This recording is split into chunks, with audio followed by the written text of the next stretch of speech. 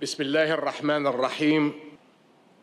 President Abdel al-Sisi, Mr. Secretary General, President Mahmoud Abbas, Your Royal Highnesses and Excellencies, my friends, let me start by thanking Their Excellencies, President Abdel al-Sisi and Secretary General Guterres for co-hosting this vital conference with Jordan. We stand today at a critical juncture in human history. Our collective consciousness is being tested by the unfolding catastrophe in Gaza. Our very humanity is on the line. For 8 relentless months, the people of Gaza have been suffering from death and devastation that have far surpassed any conflict in over 20 years. The specter of famine looms large. Trauma is ever present, the effects of which will remain for generations. And every corner of Gaza is marred by ruin. The onset of the Rafah military operation has already worsened an already dire situation. Nearly 1 million Gazans have been again forcibly displaced and deprived of access to food, water, shelter, and medicine. Even those displaced time and again, seeking safety, are targeted. No place is safe. My friends, the international humanitarian response in Gaza has been severely lacking, with the delivery of aid facing obstacles at every level. Humanitarian access cannot wait for a ceasefire and cannot be subject to the political agendas of any party. The people of Gaza are not looking to us for platitudes and speeches. They want action, and they need that now. As we gather here today with so much at stake, our immediate focus must go to 4 paramount issues. First, there is a need for a robust mechanism for coordination that engages all parties on the ground.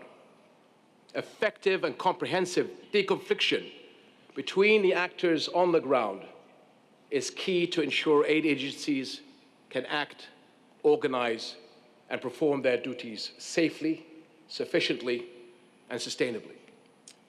Second, the land corridor is the most effective method for aid to flow into Gaza. International resources are critically needed to undertake this urgent endeavor.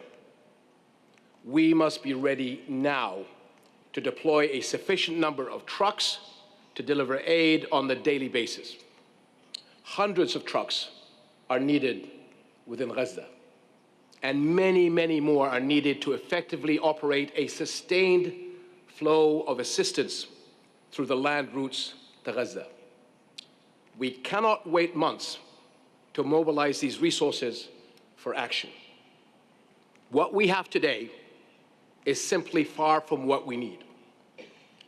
Nevertheless, Jordan will continue sending assistance along with international organizations and donors by land despite the impediments. It will also continue its airdrop operations and will consider opportunities to use heavy-lift helicopters to deliver aid for the short term and once there is a ceasefire. Third, the quality and quantity of aid to Gaza is key and is equally important. Medicine, water, and shelter material should be delivered sufficiently and freely. We must ensure there are adequate stockpiles to deploy aid without delay, as soon as we can ramp up the relief operations.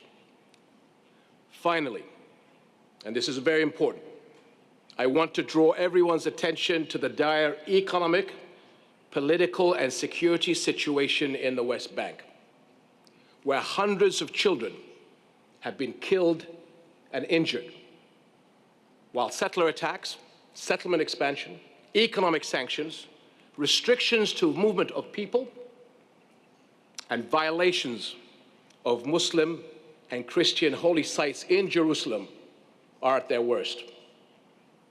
Jordan has already started sending assistance to the West Bank months ago to support the Palestinian population in these dire conditions.